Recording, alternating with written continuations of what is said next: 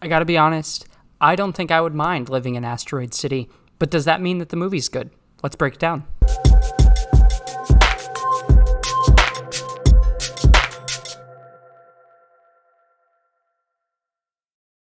Asteroid City is the latest from director Wes Anderson, who last directed The French Dispatch. I know a lot of people loved The French Dispatch, but how does it stack up to his latest work in Asteroid City? Asteroid City follows the journey of a world-famous writer who is currently in production on a fictional play about a grieving father who travels to his tech-obsessed family to small rural Asteroid City, a 1950s desert town that is star-obsessed.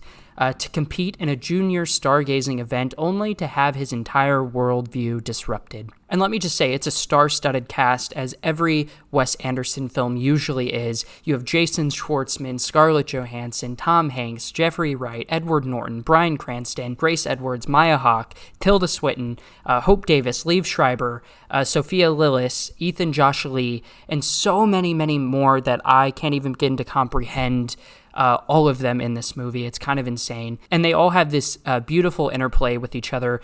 There's a meta-ness to Anderson films, right? And I don't think I need to explain what that looks like. I think Asteroid City in particular is probably his driest work yet in terms of going to the movies to feel some sort of emotion or melodrama. There's none of that here. And obviously, being an Anderson movie, we kind of come to expect those things in terms of what we get from his filmmaking technique. I think that there's a lot of playful banter. It's cutesy at times. It's maybe not the most engaging, dynamically engaging written movie. However, that's not what we go to Anderson films for. It's definitely science fiction. There is a lot of sci-fi scattered throughout this. Weird quirks that come from an impressive set that is built on the foundation of being a movie about a play within a production. And it's insane the amount of levels that this movie has. I think it balances them all well. There was a person sitting next to me in my screening that was lost the entire movie, and it was really funny. Her husband was getting kind of mad at her. But nonetheless, I think, you have to go into something like Asteroid City with an open mind that you're not going to go there for a traditional movie-going popcorn flick experience. And I think most of the audience that goes to these films will understand that and will come to appreciate it. There was a lot of humor. It's, I would say, more humorous than most Anderson picks, and I think it comes from that dialogue that's kind of jaded and more cutesy and driven more for that one line that just makes you chuckle over everything. It's typical Anderson fare, yet I think when you have this concept of this town that's in the middle of nowhere and it's not too hot and it's not too cold and it's set perfectly in terms of lighting and the production of the entire set, because you really feel that. It's something that's explained by the playwright, by Edward Norton, early on in the film, that you have this setting that's not supposed to be hot like a normal desert, and it doesn't get too cold either. So you have this flat kind of plane to work off of.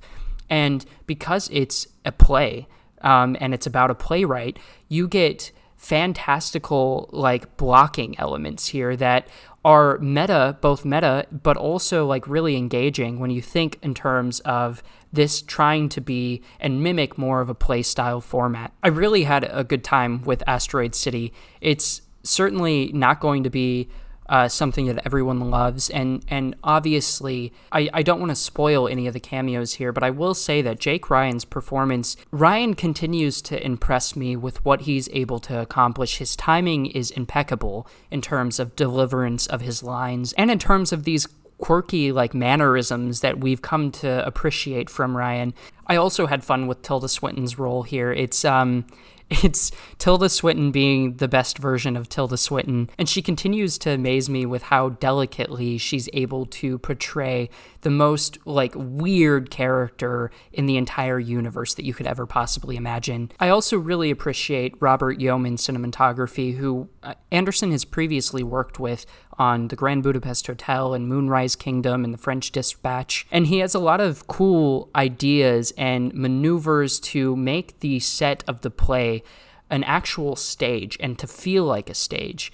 And that's typical of Anderson films to feel more like a theatrical production than an actual film. And I think in terms of the cinematography, this story permits the use of that cinematographic language in a way that really works well with Anderson's style and unique tone. Because Asteroid City is a place that not a lot of people would hope to be in, especially in a quarantine. It's a 3-act structure, and I loved every second of the title card usage here. It's classic and timeless. And Asteroid City is a movie that you can have a lot of fun with. I think even if you're not someone who likes Anderson movies, you don't understand the meta-ness and the play on production and the play on that kind of language of cinema. Even if you're not in tune with that side of things, Asteroid City is palatable enough for everyone to enjoy it. And beyond that, how could you not have a fun time with a cast that's stacked as much as any Anderson movie? I think that's one of the main reasons why people go to watch his films, is certainly not only for the use of camera work and the use of editing and style, but also to see all of these familiar faces that we know from several other projects. And it makes it really fun and really kind of lighthearted, even though the movie itself is pretty dry and baseless.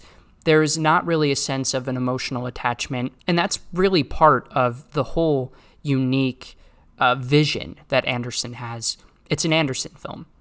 True to its form, that's what it is. And if you like that type of filmmaking and you like Anderson, I think you won't be disappointed in Asteroid City. It's not among Anderson's best work, probably. A lot of people love The Grand Budapest Hotel. Certainly I do. But I think that you can still have a fun time with it. I think it's a little bit better than The French Dispatch for my personal rankings.